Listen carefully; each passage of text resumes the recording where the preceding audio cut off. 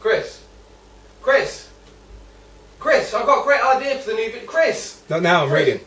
Chris, I've got a great idea for the new... Bill, I'm reading. But I've got a great idea for the... Bill, I'm reading. God. But Chris, I've got an amazing idea.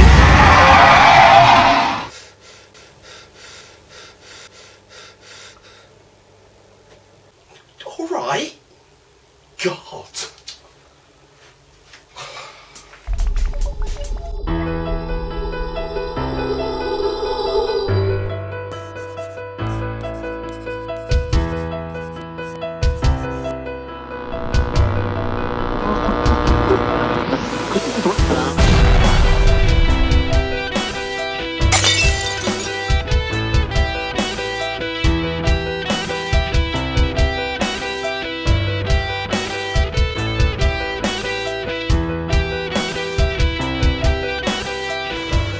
Welcome to E = MC Scared. Anne Rice's Vampire Chronicles is one of the most influential book series of our time. And with the new release at the end of this month, this one's all about vampires.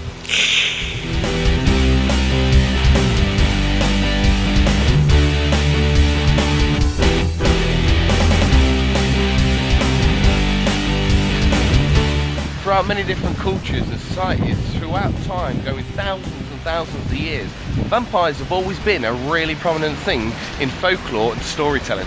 Our perception of vampires has changed over the years, from the plump, chubby, demonic creatures from medieval times to the sparkly emo kids from modern literature.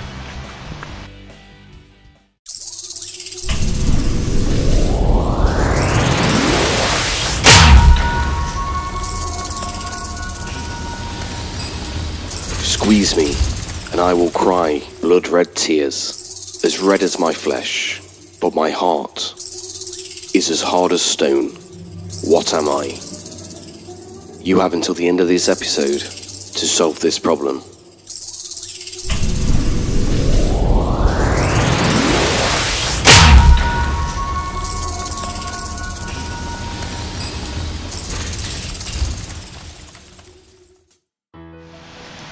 Whether it be books, on the stage, on TV shows, on the silver screen, and even in music, vampires throughout centuries have been ever the popular entity. In fact, over the years, the idea has become so romanticised, there are people today who believe they are real vampires. With that in mind, it hasn't always just been a style or a way of living for the vampire. Back in time, vampires were a very, very prominent thing. Take this story for example.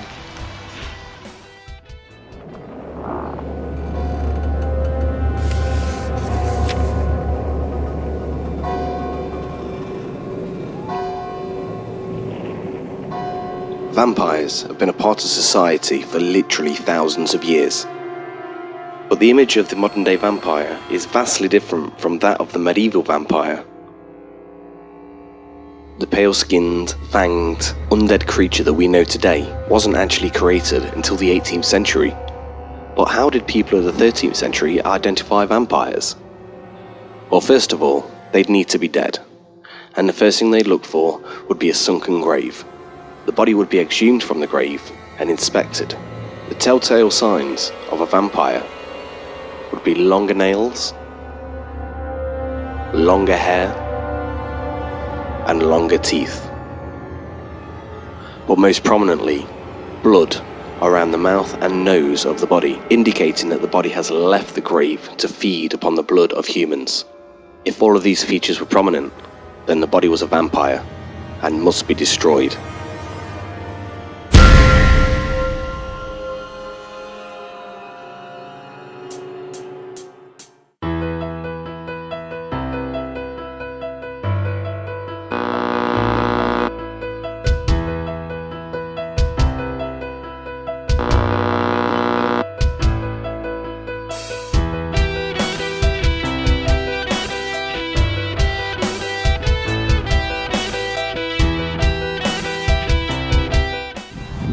Might be able to see how all these things might point to a real vampire.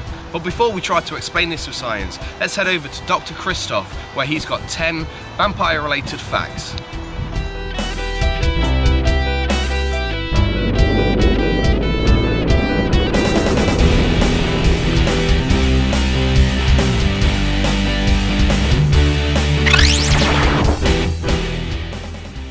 word vampire was not popularised until the early 18th century, when Western superstition permeated Eastern Europe.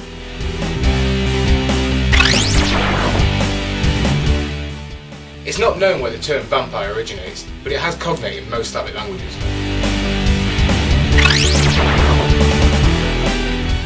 Mesopotamian mythology speaks of a woman with the head of a lion known as Lamastut.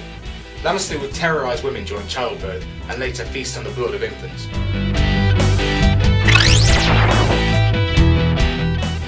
In Greek mythology, Ambrosio was cursed in a fit of rage by the sun god that his skin may never again see the light of the sun.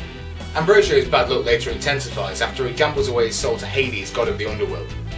Later, Ambrosio is cursed by Artemis that he may never again touch silver.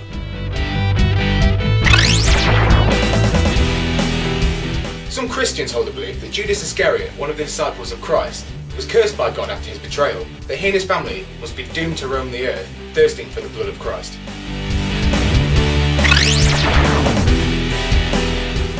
In Jewish mysticism, there's the story of Lilith, first wife of Adam, who left the Garden of Eden, wishing not to be subservient. Lilith was cursed by God that all of her children be born dead until she returns to the Garden of Eden. To be born dead doesn't necessarily mean to be born lifeless.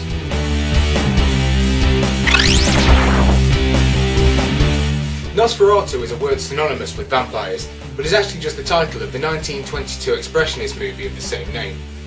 This was the first movie to have vampires on the big screen.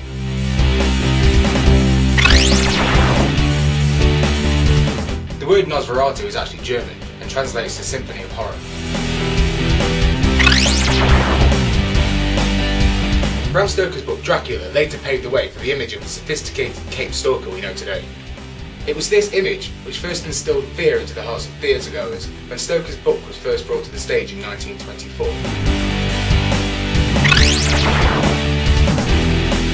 In fact, it was at the Grand Theatre in our hometown of Derby where the stage production was first performed.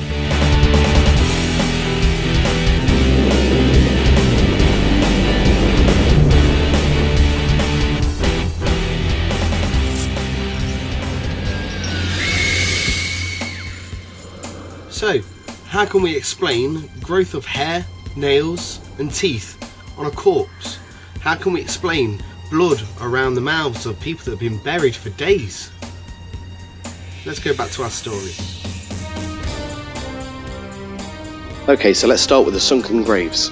First of all, when fresh soil is piled straight back into a hole that's just been dug, it leaves a number of gaps. After time, rain and weather will break the soil down and slowly fill the gaps, giving the illusion that the grave has sunken. Not only that, but sometimes, only occasionally, the coffins would break and the uncompact earth would fall in, further giving the illusion of disturbance.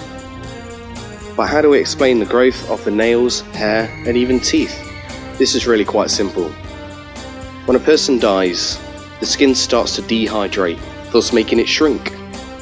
As the skin and gums recede around the teeth, nail and hair, the illusion of growth is created. And finally, seeing the blood around the mouth and nose of the dead bodies, surely this means they arose from the grave to feed, right? Wrong. The actual truth is far more disturbing. Occasionally, mistakes were made. Sometimes when these bodies were exhumed, they noticed scratch marks on the underneath of the coffin lid. The reason the faces were all bloodied up was because the person had been buried alive, and in a blind panic had smashed their faces several times against the underneath of the lid of the coffin, making themselves bleed and covering their faces in blood. This is why people used to believe that they may have left the grave to feed upon the blood of humans. Of course, today all of this can be explained. However, at the time, if all of these signs were showing, they didn't take any chances. They took a wooden stake and promptly drove it through the heart of the dead. It kind of makes you glad you weren't alive in the 13th century.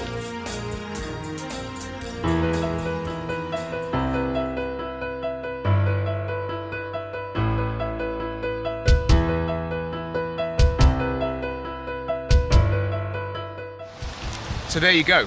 Even the most bizarre and unusual things can be explained by logic, even if they're just really grim. So that's about it. Don't forget to join us for the E = MC Scared pub chat. And don't forget, Sweet dreams.